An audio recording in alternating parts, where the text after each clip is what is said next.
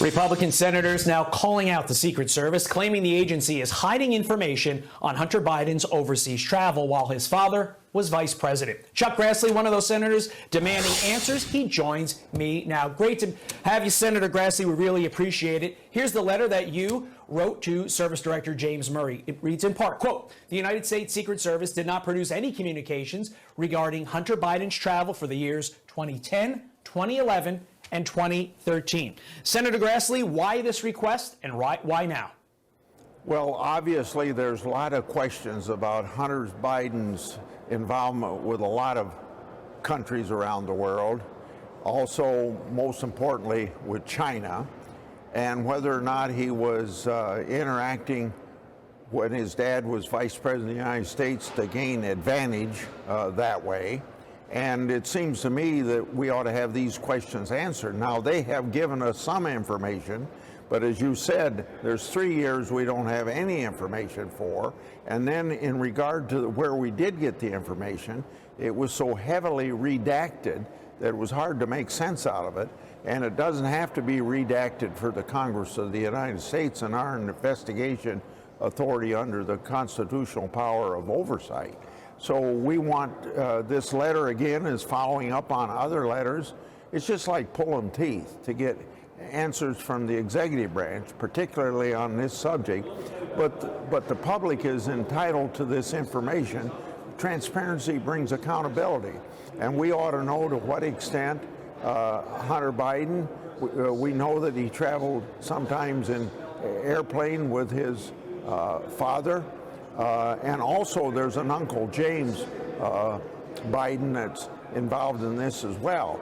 Now, I can't make any accusations against the President of the United States, but I think we have a right to know what the son was doing in those instances, and these records from the Secret Service and the travel of him and the Secret Service would help us fill in those details. Understood. But Senator Grassley, do you allege that the Secret Service is covering for Joe Biden's son?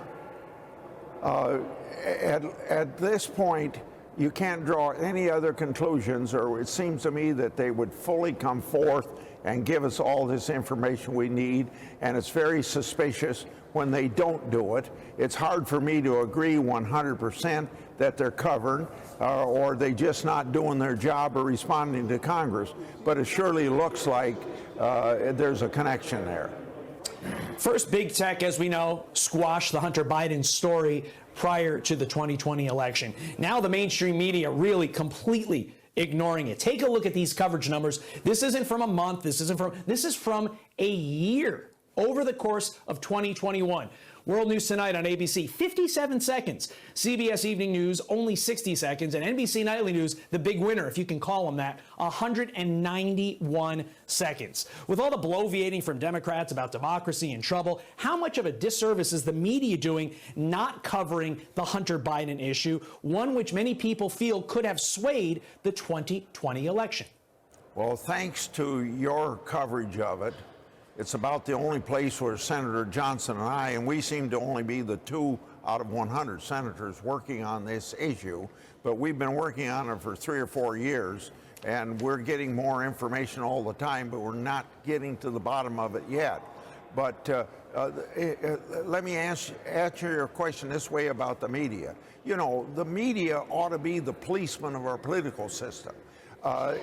The media ought to be keeping all of everybody in government honest and make sure that's what the First Amendment freedom of speech and press is all about, to make sure that government doesn't interfere with it, but also in your profession to make sure that you ferret out all this stuff. And when only one channel, I presume you're the only channel that I see it on, that brings it up, you know, we could get to the bottom of it a lot faster if the other news media would take as much interest in it as you do. Agreed, sir.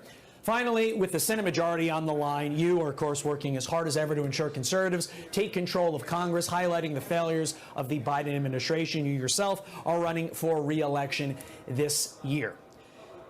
What conclusion are the American people coming to when it comes to the Biden administration, and how will that impact the 2022 midterms?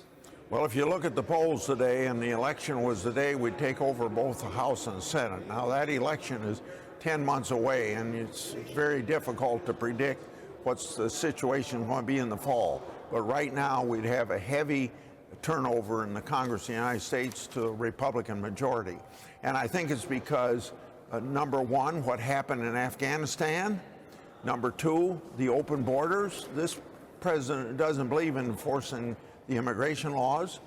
The interference in the classrooms and the violation of free speech and sigging the FBI on mothers and fathers going to school board meetings. And then, most importantly, the highest now in people's minds is the inflation.